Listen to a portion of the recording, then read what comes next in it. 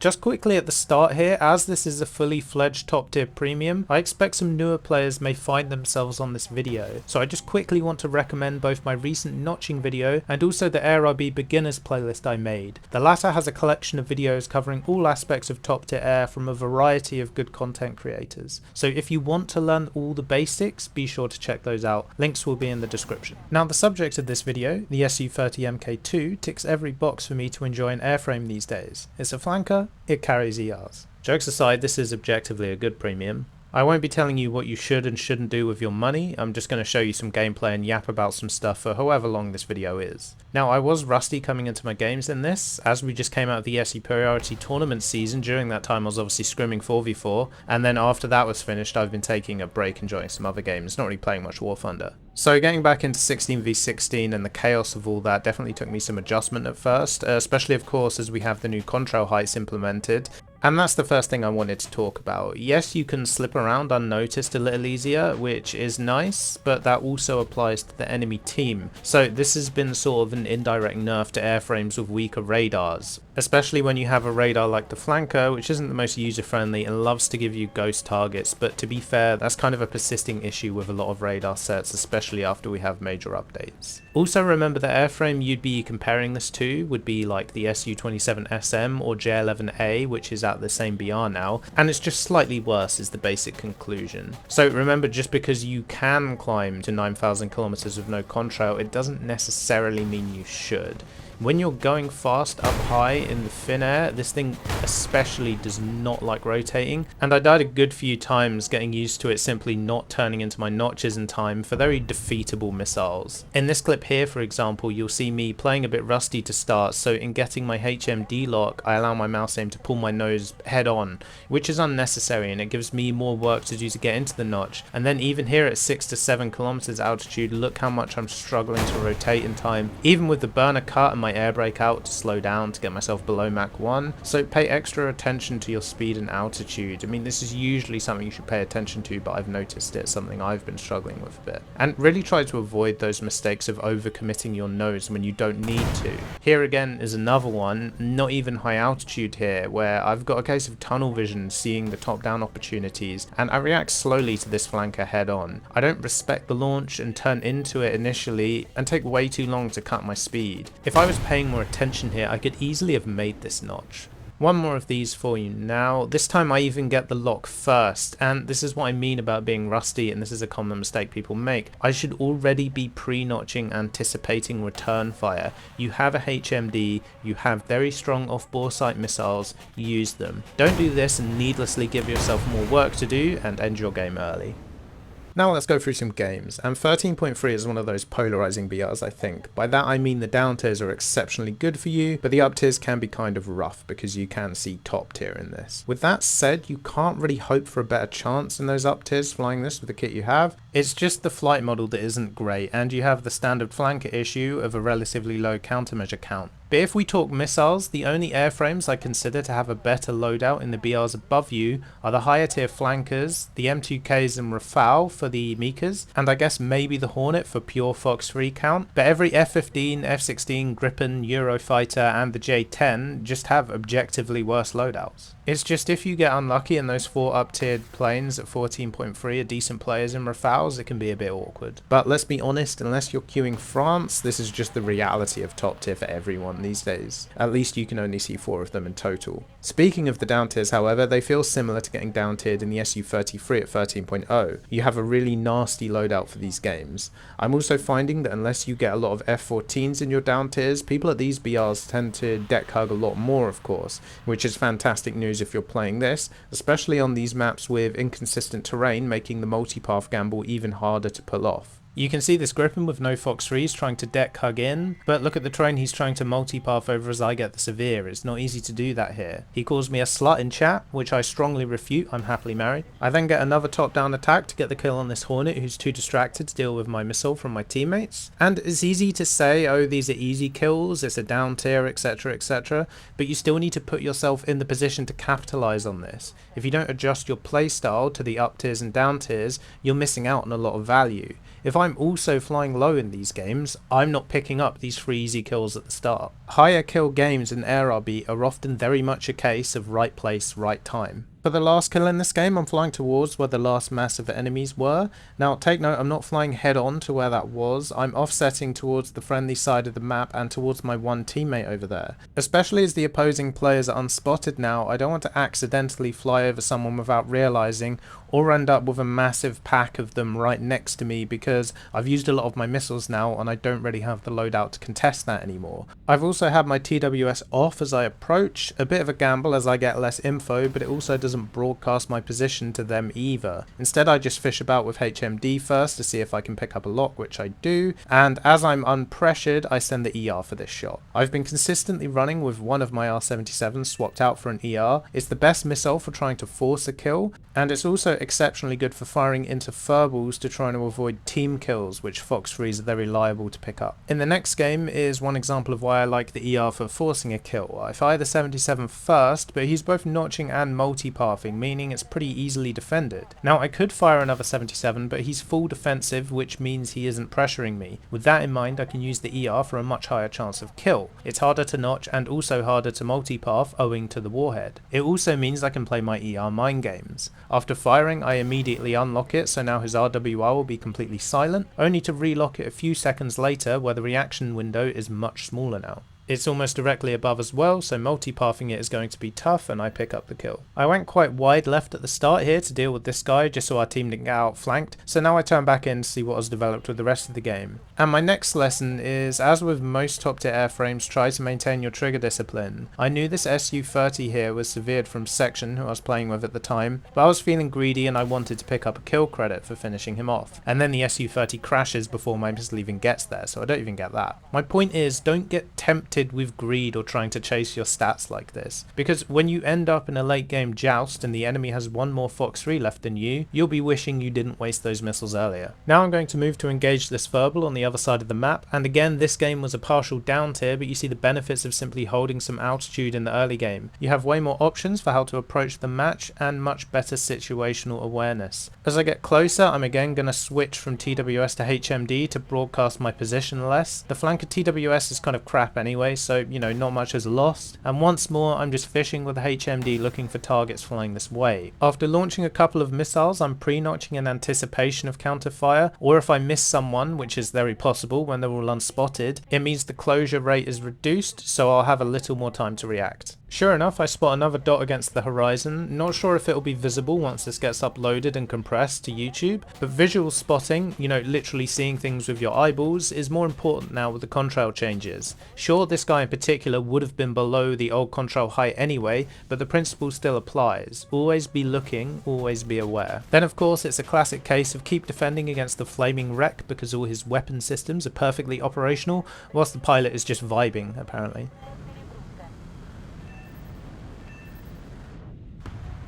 I don't have too many interesting up tier games to show, but it's partly because I was finding the matchmaker to be pretty friendly, giving me a lot of down tiers and partial down tiers. I didn't bother to collect data on this because it becomes outdated so quickly. It's also worth noting that only airframes I don't enjoy seeing are Rafales, M2Ks and maybe the top tier Su-30. But you won't see many Su-30 SMs because you're obviously already queuing Russia yourself. M2Ks I just haven't been seeing many people playing it, and then Rafales, the max you'll ever see as I mentioned earlier is 4 in the full up tiers, and usually there's going to be some Eurofighters instead, or sometimes no Rafales at all. And to be honest, a Eurofighter doesn't really scare me. They could just run away from you of course with their much better performance, but that isn't how the majority of people play Air RB, and in a straight joust I'd be pretty happy fighting a Eurofighter against the average player. And sometimes these players with the superior airframes won't even climb themselves and give up a huge advantage they would have up here. If in turn your team can test altitude better with more airframes,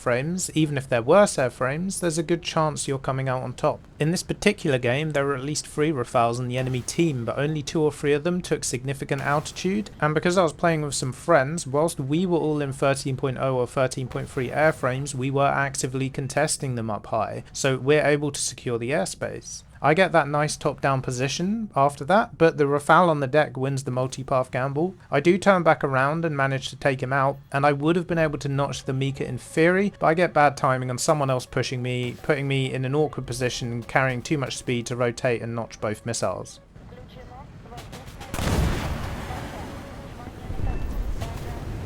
Sure, you can make the argument there's an element of cherry picking clips in YouTube content, and that's obviously true. Uneventful games or games where you die with no kills don't make for interesting content. And whilst there's too many variables to use someone's stats as a perfect barometer of, say, their skill, plenty of very good tournament players I know, for example, have somewhat unremarkable AirRB stats because, well, they don't really care about it. It's just a means to an end of unlocking the planes they need. But you can look mine up, and at the time of making this I had a 3.5 KD with over 2 kills per spawn, and I climb every game up tier or not. I'm not saying this to try and brag or anything, I don't really care much for bragging, it's a video game, I've kind of outgrown that at this point in my life, but if I'm telling you how I think you should play RRB, well, if I have a bad or negative KD, I don't have much business doing that, do I? This game was another up tier, but we lucked out and got matched with France. Once again I find myself uncontested at altitude. This allows me to once again send an ER for this F-16, it being a good position as well due to the proximity of teammates.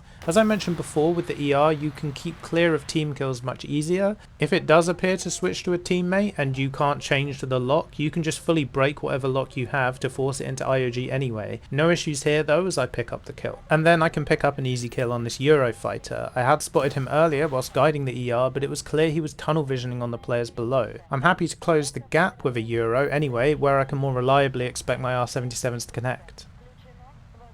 Next game I want to talk about positioning. Now generally speaking most of the time I do gravitate left still, usually because there's less enemies and more teammates that way, and I tend to prefer more passive playstyles, playing for the mid and late game. But with the air spawns we have these days being spread quite wide, AirRB seems to be less rigid compared to the old everyone flies left hive mind. At the start of this one for example, I noticed the bulk of my team was flying low on the right for the terrain, so naturally I'm going to stick with them, still staying above of course. I'm going pretty fast though, so I opted to do a full 360 to defend this early ER. Now I wasn't really too worried about the ER, but I also wanted to reduce my closure rate to the inevitable furball. I don't want to show up too early and be unable to fire for fear of picking up team kills. If I time it right, I can perfectly capitalise on the chaos. First up here though, I'm going to fire at this MiG-21 who's overextended a bit. Doesn't look like any of my team has fired, so shouldn't be a wasted missile. I do get a bit lucky though, as he picks the wrong direction to turn. Had he turned to his right, this R77 would have been terrain masked pretty easily. As it is, I pick up the kill. As I turn though, I can see the jackpot ahead. Gotta hold my nerve though, there's still a teammate in the mix and it's a down tier, so I can be more aggressive. There's not any huge threats in here, so I don't fire too early because I want to maximise my value as best I can. The closer I get, the more chance I'm going to pick up these kills. And as soon as it looks clear enough, I start firing, being careful to make sure I don't fire twice at the same target. My last missile is an ER on the Hornet. I do look to notch, but once I realise I can safely guide it, I make sure to relock it as I defend from the severed Viggen to the left. And just like that, I have an ace. Again, yes, stuff like this is cherry picked, no one is getting these multis every game. Remember, if you average 2 kills a game, you're comfortably in the top 1% of AirRB players. It might actually be higher than that statistically speaking, so keep that in mind. If you keep putting yourself in the right positions and playing with good awareness, you'll start getting these satisfying games. For the remainder of this game, I was kind of in two minds whether I should RTB or not. Meanwhile, one of the guys I took out complains about premium losers. Sorry mate, premium or not, I would have taken you out either way there. But yeah, I just feel like if I immediately used the mountains to RTB, I may have had a better chance of winning this one, as I'm down to R73s now, but it's more fun to just send it and try your luck. That, and by the time I decided I wanted to try an RTB, I'd left it a little too late and I'd probably just get run down. So as I come round this ridge, I had the idea I wanted to go down the valley to my left, back to the runway, but the F4F on the enemy team is a little close and I wanted to try and help my teammate who's just gone through the merge of him. The enemy Phantom is going to continue on, however, and take the head-on with me. I don't fire an R73 here in the head-on, it's probably a waste, and it's a comfortable multi-path for me in the AMRAM. And the trouble here is my teammate has just got taken out, and it's difficult to make the right call in these split-second decisions. I think maybe I should have gone for the Hornet in hindsight first, but my mind was already committed on the Phantom, and it takes me too long to secure the kill, and I have to settle for a 6k as I can't notch this Sparrow in time.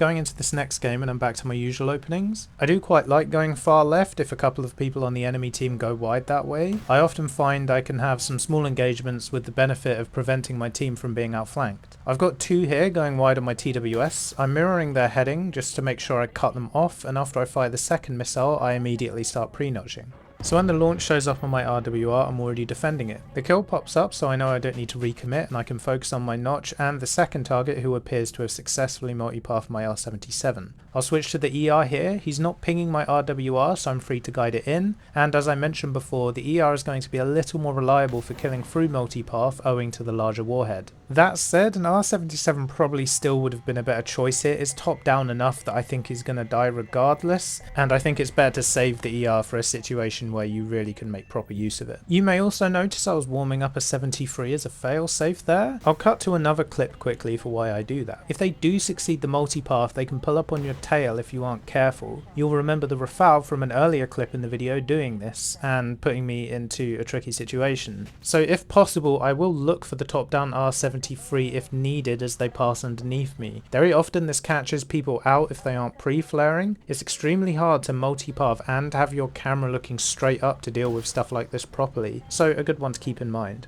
In this exact example, I actually shouldn't have bothered with the third R77, the previous two being multipathed. The 73 finishes him off, but I could have just gotten the full kill with that 73. The R77 was actually a waste, even though it did pick up the severe. Cutting back to the original match I was showing, that starting engagement did take me quite far out wide, which does mean you have very little impact on the outcome of the early chaos in the middle, so playing passive like this you do run the risk of your team collapsing and you flying into an unwinnable match. But my take on that one is just play your own game. AirRB is a bit of an inconsistent chaotic mess at the best of times, so just make the best of it and remember it isn't that deep. As I do fly in here, I don't have my ER, which would have been nice for this Hornet. I hold off on the R77 because he's rear aspect flying towards my teammates, so I'm always conscious of a Fox 3 relocking and picking up a team kill, as I keep saying. Then a MiG-21 pops up head on, which is a much more favourable launch, and at this point the Hornet is in a reasonable enough position that I'm happy a team kill is unlikely. And this is the upside of playing passive. You get to wait until most players have given up their altitude, and you can cash in with your advantageous position like that. A final JH7 is going to pop up on my left for an easy R77 to complete another ace, and with that I think that'll do for today's video. I have one more game that as usual I'll chuck on for you as an outro with no commentary. However, I did find this cool acoustic song on the YouTube audio library that gave me Ace Combat vibes to throw over it. Anyway, I hope you enjoyed a return to some AirRB content after a ton of tournament videos. I love a flanker and this is no different. As I said at the start, I won't tell you what to do with your money. Buying this one for full price is certainly a lot, but as of making this video it is probably the best 13.3 in the game, and the Russian tech tree in general at top tier is just a good time to play in both AirRB and tournaments. So yeah, see you again next time.